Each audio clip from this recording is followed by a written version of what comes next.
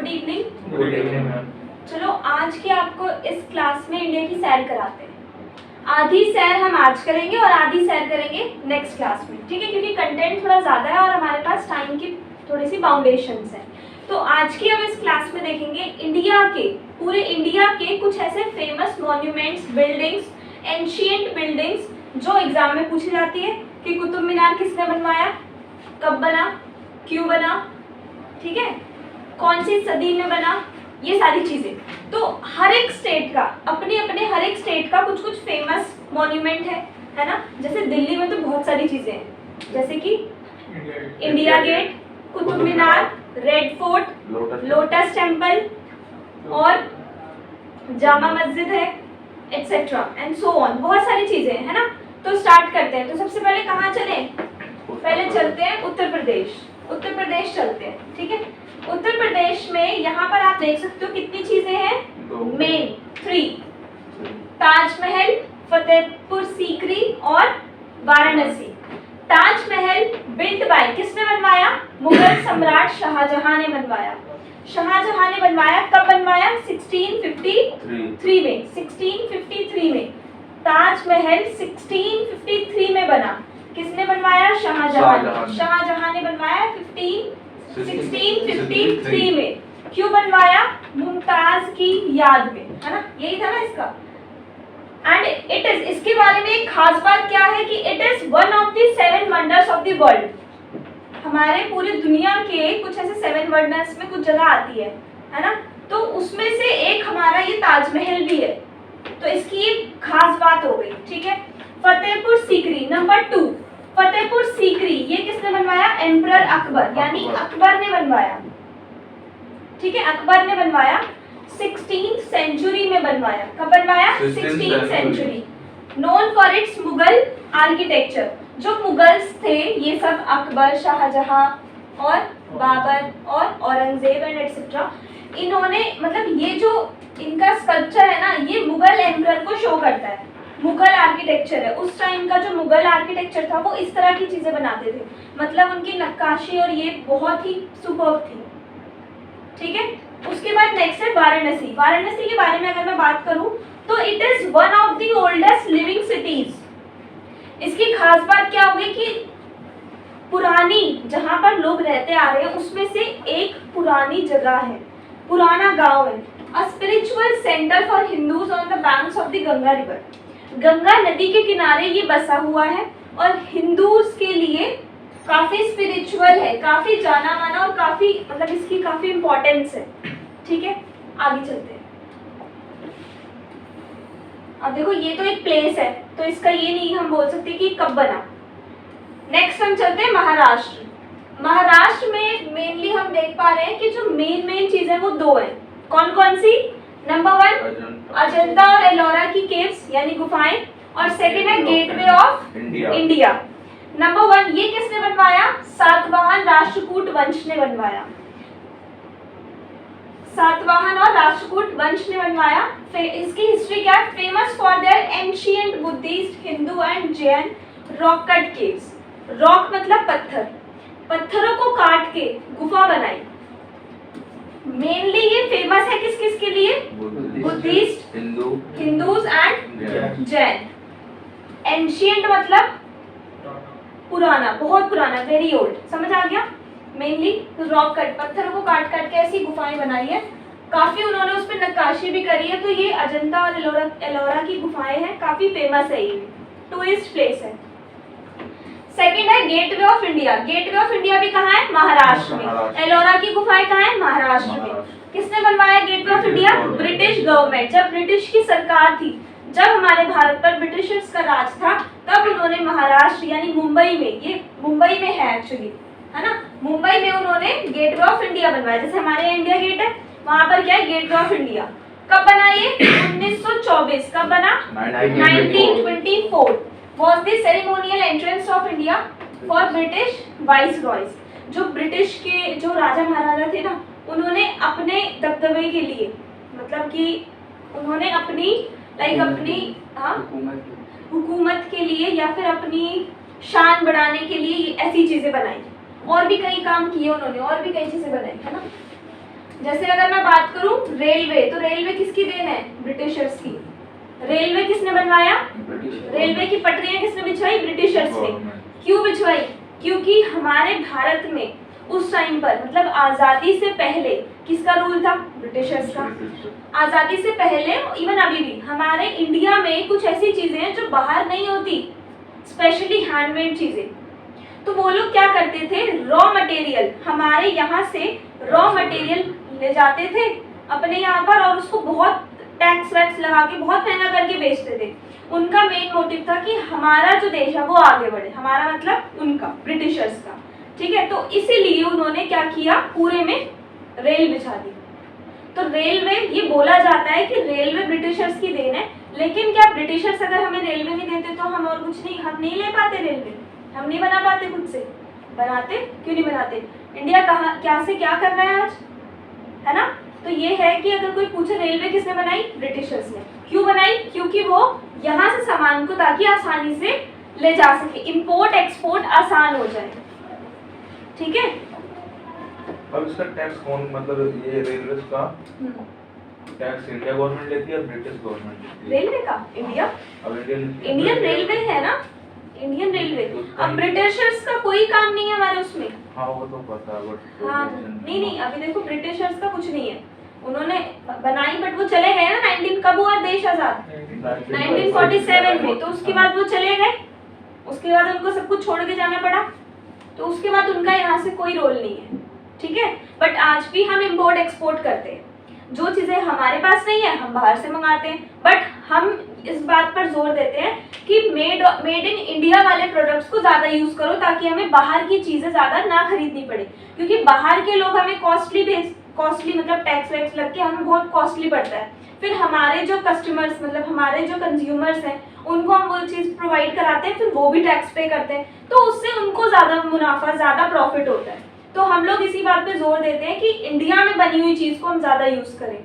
इसीलिए बार बार हमारी जो इंडिया है वो रिवोल्यूशन चलाती रहती है, कभी वाइट रेवोल्यूशन चलाती है, वाइट रेवोल्यूशन मिल्क का होता है, ग्रीन रेवोल्यूशन चलाती है, ग्रीन रेवोल्यूशन होता है जिसमें ज़्यादा से ज़्यादा क्या उगाने के कहा जाता है? चावल और गेहूं, क्योंकि ये हमारी बेसिक नेसेसिटी है, ठीक है। तो किसी क्लास में मैं आपको revolution, different types of revolutions पढ़ाऊंगी, जिससे आपको पता चलेगा कि कौन कौन से रेवोल्यूशन कराए ही इसलिए जाते हैं। जैसे कभी एग्स अगर नहीं है हमारे पास तो एग्स का रेवोल्यूशन होता है, तो हर एक रेवोल्यूशन को अलग अलग कलर दे दिया गया, pink revolution, green revolution, yellow revolution, हर एक कलर, ब्लैक रेवोल्यूशन भी है। तो इस तरह से वो रेवोल्यूशन का पार्ट है, ठीक है। तो अभी चलो चलते हैं वापस, अब हम चलते हैं राजस्थान की तरफ। राजस्थान में क्या है? हवा महल। वैसे तो बहुत सारी चीजें, बट मेनली हम अभी इन पे जोर देते हैं। हवा महल, हवा महल किसने बनवाया? महाराजा सवाई प्रताप सिंह ने। महाराजा सवाई प्रताप सिंह ने बनवाया। कब बना? 1799। क्यों? अब ये बन तो गया, अब इसके बाहर ना एक फेस्टिवल होता है तीज से रिलेटेड, तीज मैंने आपको पढ़ाया भी था। तो जो रॉयल विमेंस होती है ना, वो स्ट्रीट फेस्टिवल्स के लिए मतलब फेमस है, जो स्ट्रीट फेस्टिवल्स वो ऐसे सेलिब्रेट करते हैं, ठीक है। उसके बाद है आमेर का किला, ये राजा मान सिंह ने बनवाया। राजा मान सिंह, ये प्रथम मतलब फर्स्ट, राजा मान सिंह फर्स्ट ने बनवाया। Known for it's blend of Hindu and Rajput architecture, Hindu और राजपूत का जो आर्किटेक्चर है उसके नाम से इसको जाना जाता है। समझ आ रहा है कि नहीं? ठीक है। अब हम आगे चलते हैं मध्य प्रदेश की तरफ। मध्य प्रदेश चलते हैं। मध्य प्रदेश में क्या क्या है देखो, क्या क्या है? खजुराहो मंदिर, खजुराहो टेम्पल है। दूसरा क्या है? सांची स्तूप। अब खजुराहो टेम्पल किसने बनवाया? चंदेल वंश ने बनवाया, ठीक है। ये सब बना के चले गए, अब इनका नामो निशान ही नहीं है। Famous for their erotic sculptures and intricate carvings, मतलब बहुत ही बारीकी तरीके से ये सब चीजें बनी थी, देखो बहुत ही बारीकी तरीके से। आज भी अगर आप कहीं जाते हो इंडिया गेट, लाल किला, तो देखना कितनी बारीकी से उन्होंने उस पर नक्काशी की गई है ना। तो ये चंदेल वंश ने बनवाया क्या? खजुराहो टेम्पल। उसके बाद है सांची स्तूप। सांची स्तूप किसने बनवाया? अशोक, सम्राट अशोक ने, इनका नाम तो सुना ही होगा आपने। कब बना? ये 3rd सेंचुरी में बना, मतलब बहुत पुराना है। One of the oldest Buddhist monuments in India, India का सबसे पुराने मॉन्यूमेंट्स में से एक है। किसके लिए? बुद्धिस्ट। बुद्धिस्ट। ठीक है, ऐसा दिखता है। ऊपर ये होता है इसमें, जैसे टेंपल में होता है ना, ऐसे। ठीक है, चलो अब आगे चलते हैं तमिलनाडु। साउथ में आ गए। बृहदेश्वर मंदिर है, राजा चोल ने बनवाया। अगेन यहाँ पर फर्स्ट यानी प्रथम, पहले फर्स्ट सेकंड हुआ करते थे ऐसे नाम, है ना। तो राजा चोल। 11th सेंचुरी टेम्पल, ये कब बना? 11th सेंचुरी में बना। ठीक है, 11th सेंचुरी में बना मंदिर है ये। लॉर्ड शिवा, भगवान शिव के लिए है। आर्किटेक्चर ब्रिलियंस, इनका भी जो आर्किटेक्चर मेनली ना, ये सब अपने अपने आर्किटेक्चर के लिए फेमस है। जो आर्किटेक्चर है वो काफी ब्रिलियंट है। उसके बाद है महाबलीपुरम। ये कैसा दिखता है? देखो ऐसा दिखता है। कहाँ गया? ये है इसका, ये है ये दिस वन। और ऊपर वाले ये का है ना? नहीं ये इसका है। ठीक है, और महाबलीपुरम पल्लव वंश ने बनवाया। रॉक कट टेम्पल है, ये भी पत्थरों को एकदम काट के मंदिर बनाया गया है। अगेन ये भी अपना स्कल्पचर्स के लिए फेमस है। Rock cut temples and sculptures कहाँ पर है? महाबलीपुरम, तमिलनाडु। तमिलनाडु में दो कौन सी चीजें हैं? महाबलीपुरम और बृहदेश्वर। नेक्स्ट हम चलते हैं वेस्ट बंगाल। वेस्ट बंगाल में क्या क्या है? Victoria memorial. इसकी फोटो हाइड हो गई है, I am sorry for that. Victoria memorial British government ने बनवाया। अगेन देखो नाम से ही पता चल रहा है। ठीक है, विक्टोरिया मेमोरियल। और एक दूसरा हावड़ा ब्रिज भी किसने बनवाया? ब्रिटिश गवर्नमेंट ने। ठीक है, ये कब बना? Build in memory of queen Victoria 1921। Rani Victoria की याद में बना 1921 में। ब्रिटिश रूल, कि हमारे भारत में ब्रिटिश का रूल था, उसका एक सिंबल है ये। उसका एक सिंबल यानी एक याद छोड़ दी उन्होंने। ठीक है, उसके बाद ये कब बना? 1943 में बनकर तैयार हुआ। क्या? हावड़ा ब्रिज। ये ज्यादा पुराना नहीं है। It is one of the busiest bridges in the world. पूरे वर्ल्ड में सबसे बिजिएस्ट, बहुत ज्यादा बिजी वाला ब्रिज है ये। बिजी मतलब चलता फिरता, है ना, चलता फिरता रहता है। क्या नाम है? Howrah bridge. Victoria and Howrah bridge. और एक वो था मुंबई में, गेटवे ऑफ इंडिया। तीन हो गए। अच्छा ये देखो ब्रिज है, ये तो फिर ऐसे दिख रहा है ना। काफी लंबा ब्रिज है और काफी डेकोरेटिव, बहुत सुंदर बनाया हुआ है। कहाँ पर है ये? वेस्ट बंगाल में है। नेक्स्ट हम चलते हैं पंजाब में है गोल्डन टेम्पल और जलियांवाला बाग की एक पूरी कहानी है, वो फिर कभी आपको बताएंगे। गोल्डन टेम्पल गुरु अर्जन देव ने बनवाया। The holiest gurdwara of Sikhism, कौन से धर्म का है? सिखिज्म। कब बना? 1581, मतलब काफी पुराना, 500 साल हो गए, है ना। 1581। जलियांवाला बाग 1919 में क्या हुआ था? एक नरसंहार की स्मृति में निर्मित बाग, मतलब 1919 में एक घटना घटी थी, जलियांवाला बाग हत्याकांड, जिसके उसके नाम से जाना जाता है, 1919 में। तो उसको ये बनाया नहीं एक्चुअली, ये फेमस हो गया। ये है कुछ इस तरह से ही है। इसमें आज भी जहाँ गोलियां लगी थी ना, उसके निशान है। जहाँ गोलियां लगी थी उन दीवारों पे आज भी उसके निशान है, सर्कल कर रखा है। इसमें एक कुआं भी था, जहाँ पर लोगों ने अपनी जान बचाने के लिए कुएं में कूद गए।